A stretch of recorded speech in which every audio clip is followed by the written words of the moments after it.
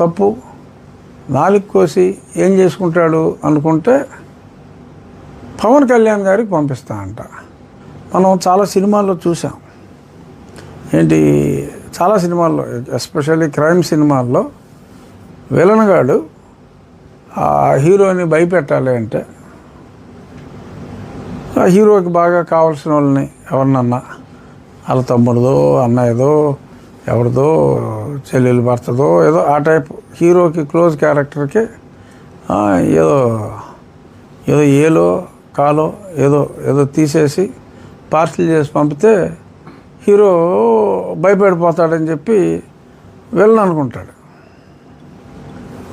ఇక్కడ సరే నన్ను జీరో అనుకున్నాడేమో, మరి నా నాలుగు కోసి పవన్ కళ్యాణ్ గారికి పంపించేస్తే పవన్ కళ్యాణ్ గారు భయపడిపోయి ఆయన కూడా ఈ సనాతనవాదం నుంచి హిందుత్వం నుంచి భయపడి తెగిన నా నాలుక చూసి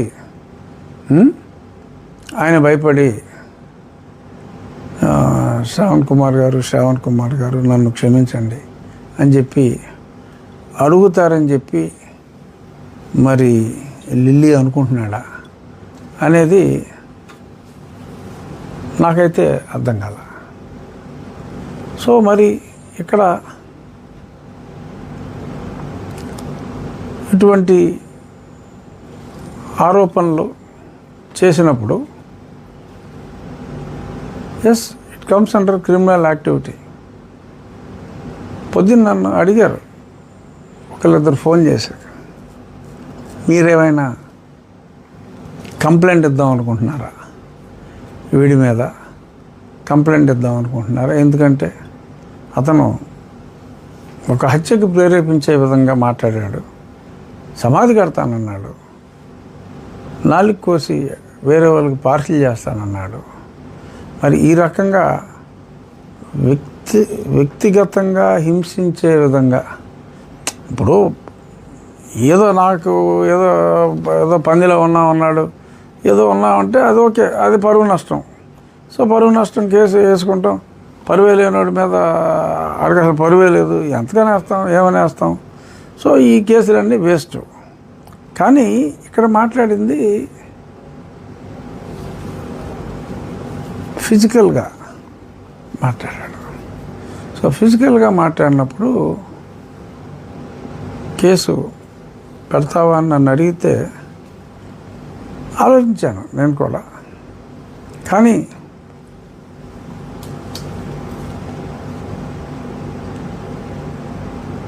సంయమనం, కాస్త సంయమనం. ఎందుకంటే మొన్న మధ్య పవన్ కళ్యాణ్ గారు ఒక స్టేట్మెంట్ ఇచ్చారు. ఏమని చెప్పారు మీకు గుర్తుందా?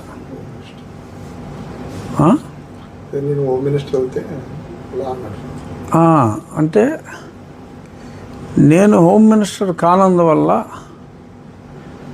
ఈ క్రిమినల్స్ ఎలా ఎవరెస్ట్ వచ్చినట్టు వాళ్ళు ఉన్నారు అని.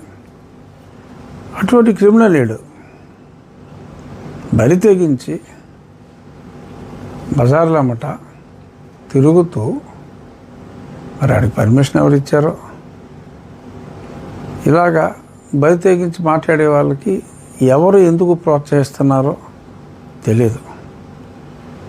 మరి బరి తెగించి మాట్లాడి ఎలా చేశారు క్రిమినల్ లాగా. సో ఇటువంటి క్రిమినల్స్ ఆట కట్టిస్తాను అని, హోమ్ మినిస్టర్ అయితే ఆట కట్టిస్తానని పవన్ కళ్యాణ్ గారు అన్నారు. సో పవన్ కళ్యాణ్ గారు మాట్లాడారు అంటే ఆయన ఊరికేనే మాట్లాడరు.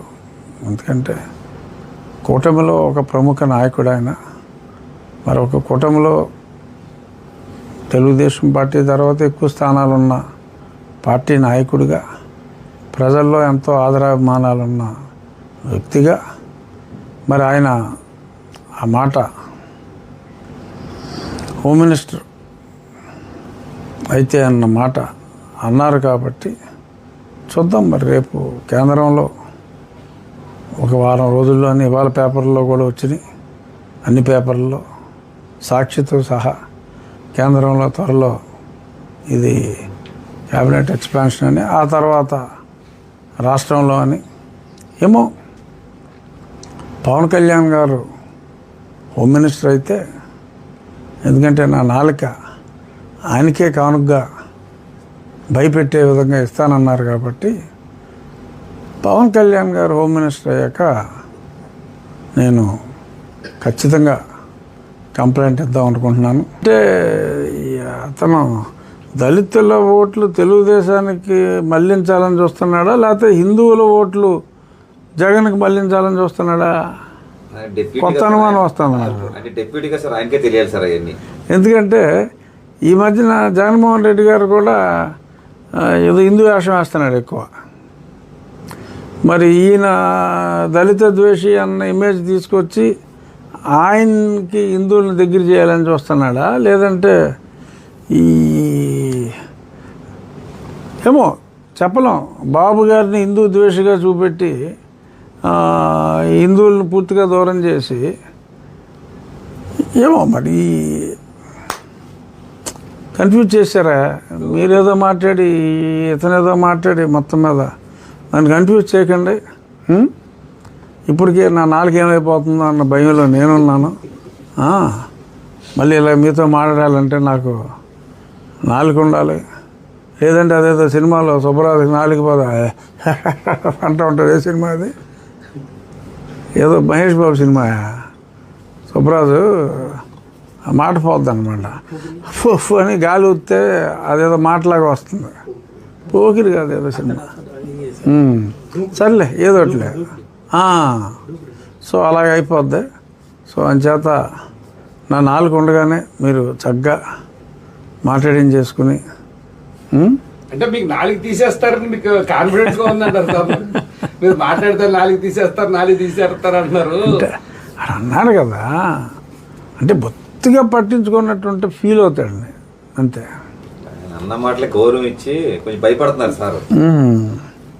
అది భయం అభినయిస్తున్నాం. ఎందుకంటే నాకు సిఆర్పిఎఫ్ ఉందమ్మా, మెషిన్ గన్స్ ఉన్నాయి వాళ్ళ దగ్గర. కనీసం 200-300 మందిని షూట్ చేసిన తర్వాతే ఎవడైనా